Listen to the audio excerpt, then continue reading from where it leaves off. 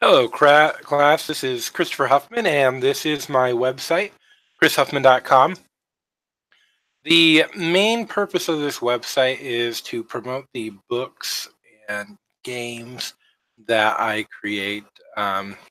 This was created with the book that I just finished writing, Akatika's Legacy, in mind. And right here we have the home page. The color scheme was chosen based off of the cover art for the book. Everything is matching up with the different colors in here. I used this banner image, which is actually the cover from my book, to choose the color palette for it. Aside from, of course, um, the greenish yellow on here. And so what the homepage has on it is just a little bit, kind of some news updates for those people following my book, to tell them what exactly the process I'm going through is. And then from there, if you click on the books link, it takes you to a page that is dedicated to the books I'm writing. This is the first one in the series, and it has a little bit of has a blurb from the back of the book on it. And it also gives you a little bit of a update on when it's going to be available in paperback and ebook format on Amazon. And then it's got the actual book itself right here in this image. And if you click on it, it zooms in. You can read the back of the book. You can see everything on there. And that opens in a separate page. Then if you continue over and go to the next link, this is the About the Author page, and it's just a brief little summary about me and my life and why I decided to start writing. And then we go to the next page, which is the Games tab. And in the book, it actually mentions a game that I created in my mind for the book. And I thought what a fun idea it would be if that actual card game existed in real life. And I've been working with another website that builds games to actually build the game itself. And this is just a little bit about that on this page. And then my next page on here is the concept art from the book itself, characters that are part of the book or part of the series. And goes through and kind of shows what the characters would look like, or what the inspiration I drew from was when I was writing the book. And then we have the Contact Us page, which is a fully functional contact page. It was written in PHP, which is why a lot of people, when they've looked at it, were confused about what exactly it was on there. It is a PHP page. It is not an HTML. It's actually several PHP pages that are connected together to make a functional message that can be sent to my email for my website. And so that's just a brief walkthrough of my website and kind of the purpose on there. The reason I designed it the way I did was I was actually inspired by another website, brandonsanderson.com. And the way he laid his website out, or had a person lay it out for him. And I really liked what he did. And so I wanted to do something similar, but not the same.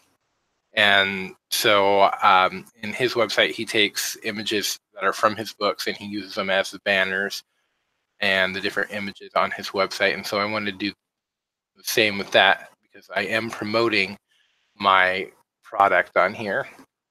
And so I wanted to have that present.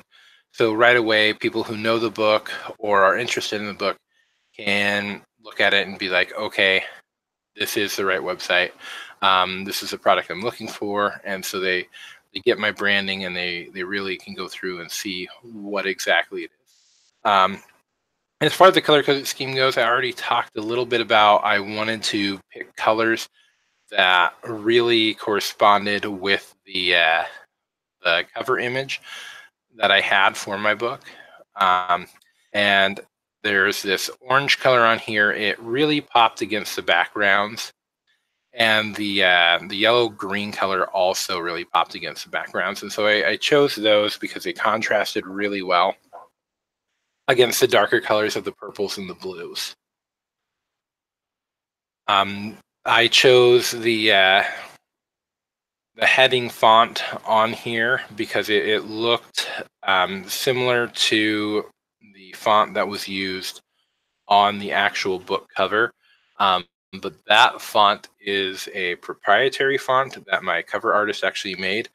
And so I couldn't actually go and get that and use it on here. And so I tried to find one that was as close to it as I possibly could. And so that's where that font comes from. And then I just chose a sans serif font that kind of went nicely with the heading font that I had on there. Some of the most difficult things that I ran into while creating this website was the footer. For whatever reason, most of the time that this website has been put together, this footer has had really weird issues where it jumps around the page. I've fixed that. I'm not entirely sure about what it was that was causing the problem, but somewhere along the way when I was correcting things in my CSS, that problem stopped, and it stopped jumping up half the page or going down to the bottom.